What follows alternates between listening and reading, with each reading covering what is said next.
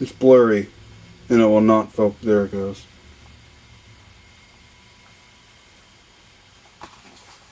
Yes, an amazing sight to behold indeed. A wire recorder. Now this wire recorder, I replaced most of the capacitors, except for the filter capacitors, which seem to be fine. I replaced the audio capacitors and 2 electrolytics that I don't think are the filter capacitors, but it did replace them. One of them was 50 microfarad, and I replaced it with the 22. I'm sorry, I did not have a larger one of that high voltage. I took the 22 off a circuit board from the TV, and also the other one was 80 microfarad, and I replaced it with a 100 microfarad because they're high voltage. They were 150 volt capacitors. But anyway, this unit is working almost fully, except for the rewind and the fast forward. And that, I don't know why it won't work. This is full of relays to control the thing, and I wouldn't think that it would just be a relay switch not working to have it not work. As you can see, this is actually a 3-motor wire recorder. It has one motor, this big one here, that runs the take up and playback and record. It's rim drive, of course. And then it has a motor here and a motor there separately for the rewind and fast forward. But the motors work.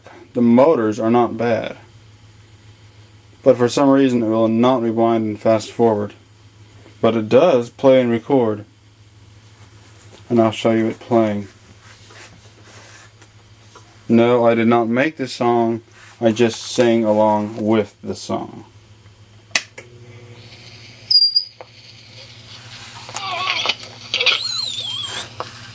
Recording on a wire recorder.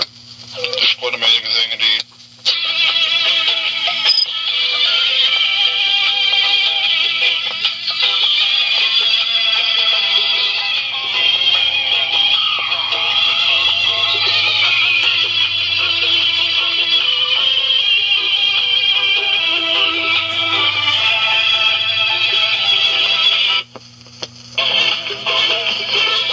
A smoke-getting resistor gets really hot.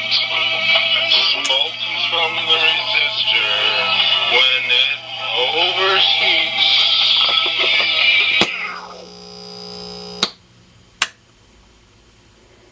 I set it to stop right there because I was trying to get the rewinding to work by just plugging it in and then hooking wires up to there, and the motor would spin and rewind, but of course to try to get it to stop so I could get it stopped, the wire would snap, and I don't know how to tie that special knot to tie a wire, so I just kind of put it back on that thing there. So I didn't, and it was coming close to where the wire had broken, and I didn't want it to come back off, so I set this automatic stopping thing right there so that once it gets to that point on the counter, it automatically turns the motor off. Now the resistor I was singing about was one back here. I since replaced it. See, this originally had a selenium rectifier, which is still there, but I unhooked it because it was bad, and I put a diode, and with help from All American 5 Radio's advice, a certain resistor he suggested, I think 150 ohm. I have a 160 ohm wire round resistor here, and it does get warm. Before I had a 200 ohm resistor, but it was a lot smaller and it would burn up, so I since replaced it with one that wouldn't get that hot. It's a 5 watt wire round 160 ohm resistor. But so it's playing and recording now. Thing makes this tee sound. He turned it up too high there. See that?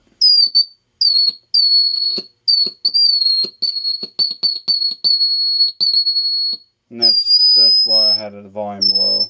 Now when you run it through a headphone, it doesn't do that. But when you don't run it through its speaker, for some reason it does that.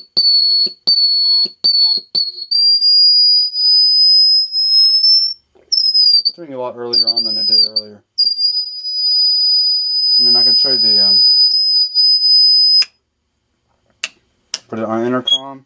and it passes audio through to the speaker. See? Testing 1 2 3. Testing 1 2 3. In order to record, you have to put it on remote, and then this on-off switch on the microphone will turn on the wire on and off during record. But that's only for recording. The on-off switch does nothing on playback or transcribe. But as you can see, the rewind doesn't engage. You hear a relay activate when you put it to fast forward, as if it's trying to switch it to turn the fast forward motor on, but it doesn't do anything. Put some more light over here. So listen very carefully amidst the camera's motor noise. See if you can hear what I'm talking about. Okay, put on fast forward.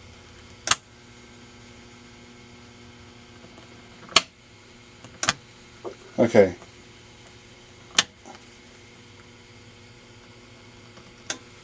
Hear that little click?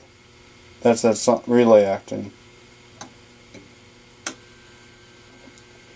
Your hum too is probably as it sends it through the coils.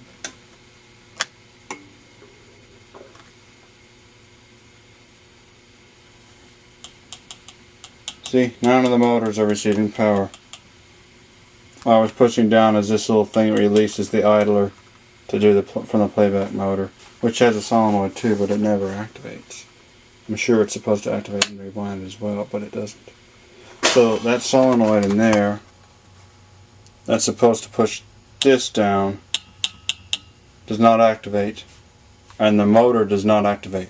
But when you stop playing it, it does something called backspace, which is supposed to reel the wire back just a little bit. In that case, the backspace works, except it does not activate the solenoid. The backspace activates this motor for a couple of seconds to set the wire back a little bit. But it does not push this down. I'm sure it's supposed to push that down so that it will release the idler, so this one will turn freely.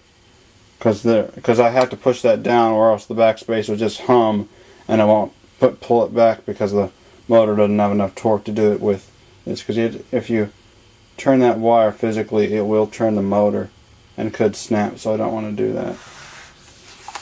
But what I'm questioning here is I don't know why it's doing that. Why it will not rewind and fast forward. I couldn't find a schematic. Well, I don't think I could find a schematic. I couldn't really find anything. I couldn't find anything on this particular model on the internet. I saw a similar model on the internet, but not this one. The Magnescriber Deluxe.